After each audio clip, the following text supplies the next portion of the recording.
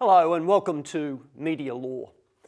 This is the first module of the course, and this mini lecture is Module 1A, where we'll be introducing the material.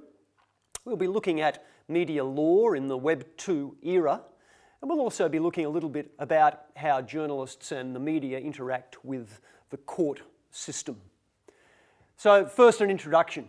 My name is Mark Pearson. I'm Professor of Journalism and Social Media at Griffith University, and my background is as a journalist, as a journalism educator, and my qualifications include both law, journalism, and the broader humanities and education. So welcome. It's going to be quite a journey for many of you. You have never studied any media law before, but each of you comes with a different background. Some of you are doing this course because you are journalism or public relations students, and it's obviously a required part of the course for journalists and public relations practitioners to understand the law and how it affects their occupation. Some of you are law students who are embarking in a career on the law and may be doing this as an elective because at some stage you may need to advise on some of the key areas of media law. And anyway, it's wonderful to see the other areas of the law you've learned put into practice in a professional context like journalism and public relations. And some of you may just be doing it as an elective for other purposes. And if that's the case, you'll learn a little bit more about the law, the way the media interacts with the law, and some broader philosophical issues to do with freedom of speech, freedom of expression, and the extent to which that speech and expression should be regulated. As part of the introduction, I might point out that these mini lectures are only a supplement to the other learning activities in the course. They are only relatively short. I will not be going into particular cases in a whole lot of detail in these mini lectures. It's more of a conversational way of introducing you to the topic area of each module, so that you can start to get your head around it before you go into the deeper learning, which we'll look at in a few moments. As far as media law goes, and as far as the approach for journalists, public relations practitioners, other communication professionals and lawyers, your approaches to the course might be slightly different. But each of you brings something special to your study of media law. For example, journalism students might be a little intimidated that there are some law students studying the course.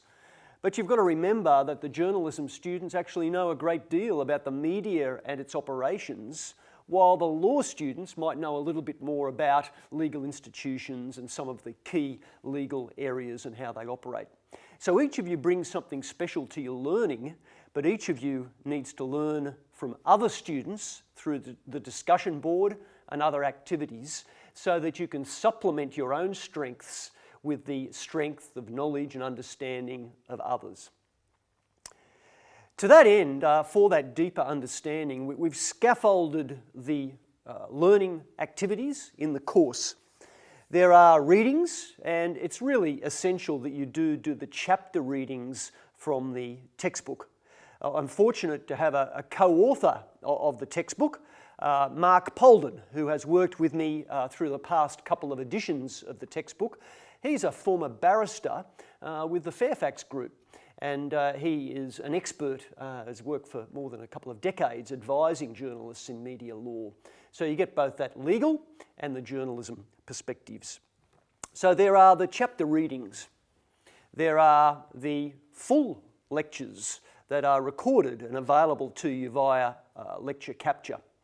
There are the learning problems, and it's vital that you read and understand the learning problem for each module early on and then come back to it in detail as you get the knowledge, because the idea of problem-based learning is that that problem should be driving a lot of your learning and understanding of the topic areas as we deal with them. There are little quizzes at the end of each module and a final one at the end of the semester, which tests your actual memory of the topics covered in the textbook. And of course the assessment items, including the essay that will be explained to you later, and the final take-home exam, which is a final exercise based around a learning problem where you have a limited time to do it, but you learn to apply many of the topic areas we've learned in the course to an actual finale situation. My first piece of advice in this introduction is to study the course profile and the course site very, very carefully. Get very familiar with that because it has all of the key dates, the links, the detailed description of the assessment items in there for you. You'll see that there is a study plan that I have developed, and it sits there on the slide. You'll see that as a recommended approach to immersing yourself in the course, viewing this mini lecture, previewing the learning problem, getting to grips with the relevant chapter and study guide materials for the section, discussing as many of those end of chapter questions as you can, completing the formative quiz for the module, returning to the learning problem so that you've got on board a lot of this knowledge to apply to the learning problem, engaging in discussion with your peers on the discussion board about the learning problem and other questions you might have, and finding and reflecting upon the recent readings and tweeting your examples of recent cases and news articles about the particular topic of media law to our hashtag MLGriff hashtag on Twitter. Chapter 1 of the textbook deals with media law in the Web 2 era. And I think you'll find it a very useful introductory chapter to give a real context to why we're looking at media law and why it's so special. It starts by looking at the digital dimensions of media law and how the Web 2 era, and particularly social media, have really made media law something that millions of citizens really have to understand.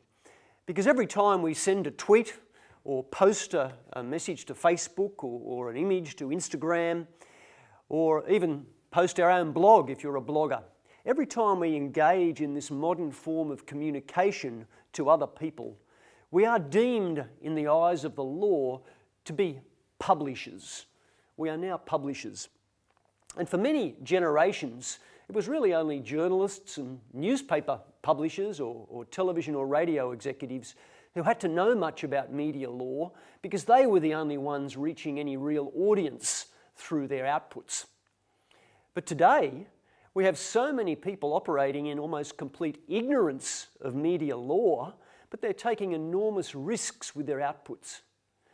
And no matter which of those areas you're entering into, you'll be called upon to engage in public communication at various stages of your career.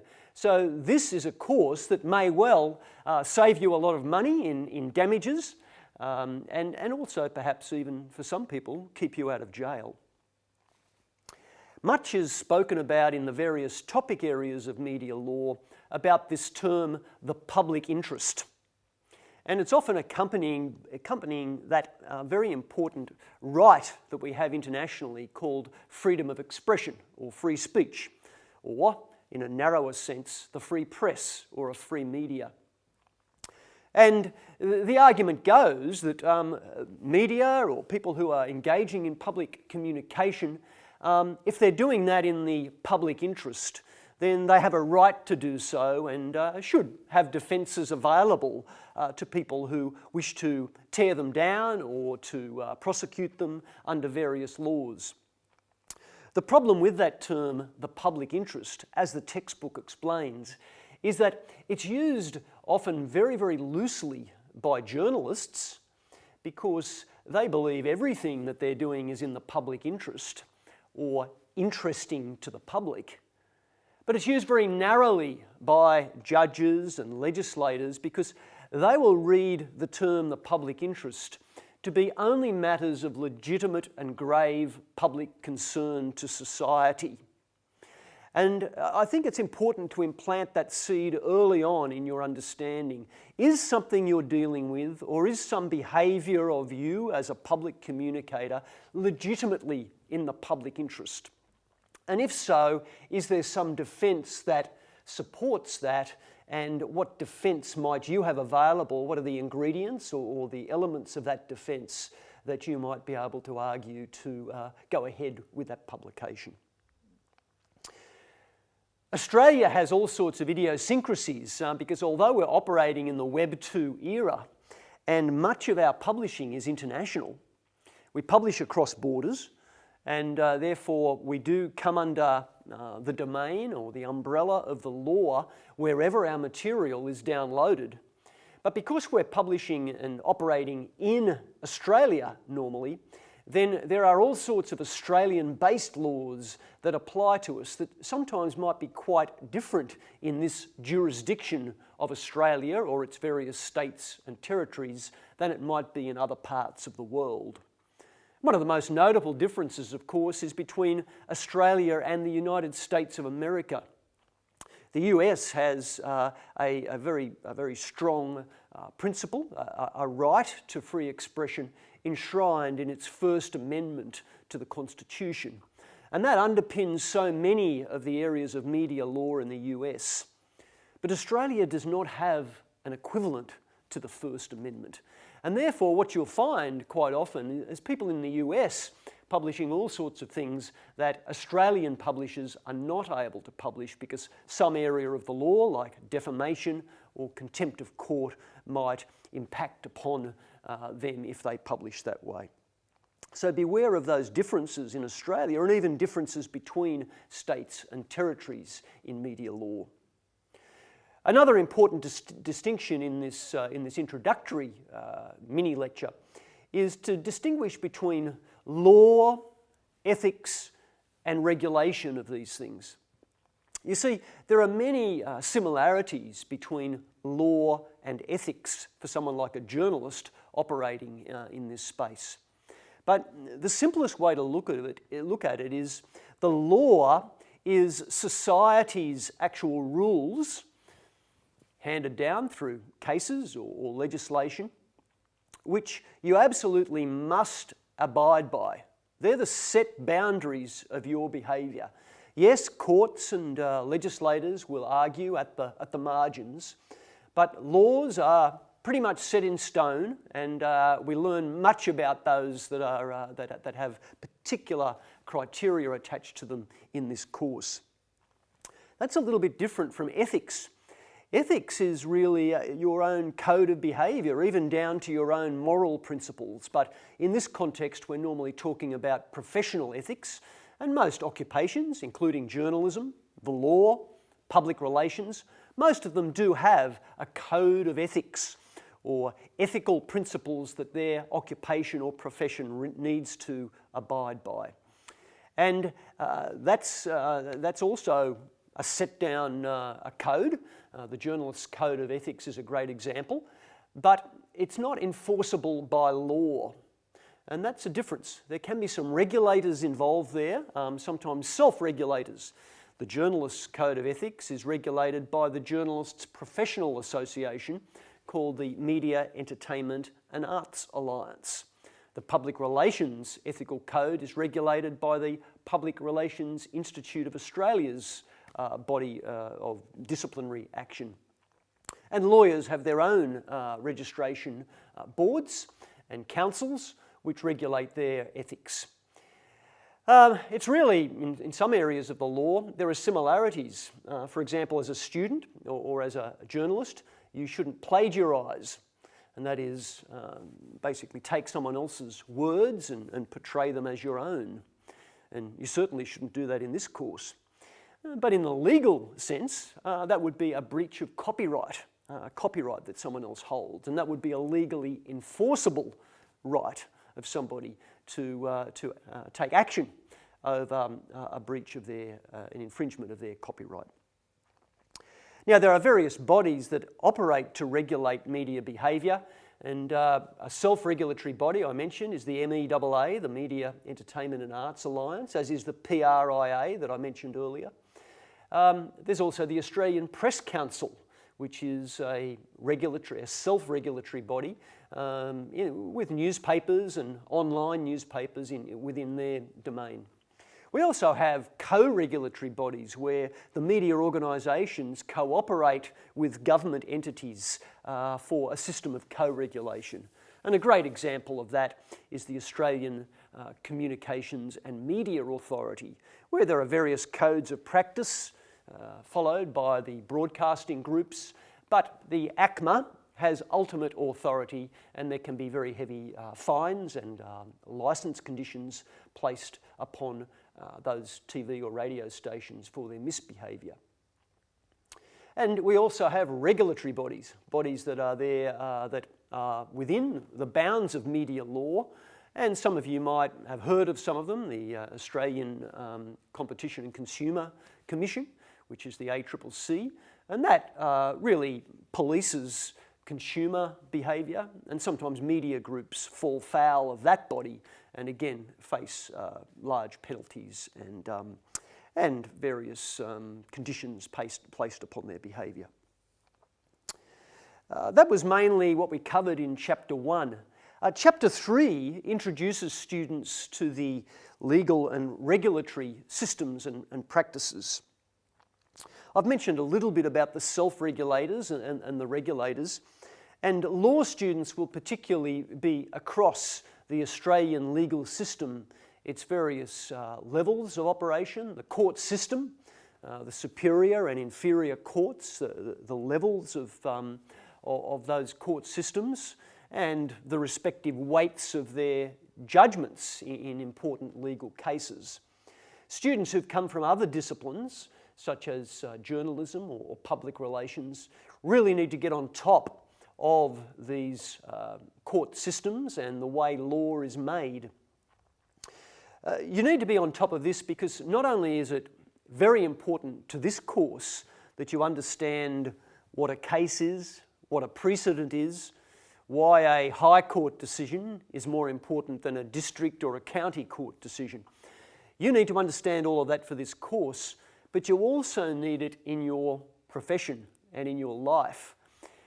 Australia, sadly, does not have a high level of education in this area of what the Americans call civics education, understanding our legal system and the way it operates. Australian students have a lot of catching up to do in that area. And if you're going to be a journalist, you need to report upon these courts. If you're a public relations practitioner, you sometimes need to deal with these courts and these sorts of decisions. Or you may be involved with Parliament and the legislative process, how statutes are developed, the committees of Parliament and how they work through the parliamentary system to enact laws, and then in turn how the courts might interpret those laws or some of the wording within those laws to come up with important legal precedents. All of that centred around the Australian Constitution, and which sets out what powers the various courts and legislators have, and puts in place a system of appeal or review so that people who are disappointed with a particular decision know their avenues for appeal and rectification of that problem. So to understand the materials, have a very good read of Chapter 3. If you are a journalism or a PR or a non-law student, please work through all of the end of chapter questions and topics for debate. Jump onto that discussion board so you are well across the legal system and its way of operation before we delve into the actual topic areas and start to look at some cases and some legislation. So please don't find all of that intimidating. If you follow the study plan as we've outlined it, I think you'll find it is a very enjoyable journey of learning. And if you do follow that study plan closely, I think you'll deepen or embed that learning much further than a student might who simply swots up on the chapters for the final exercise or a final exam. So welcome to Media Law. I really hope you enjoy the course, and I do hope that perhaps in some small way it saves you from some large damages payout, or perhaps it might even save you from going to jail. Welcome.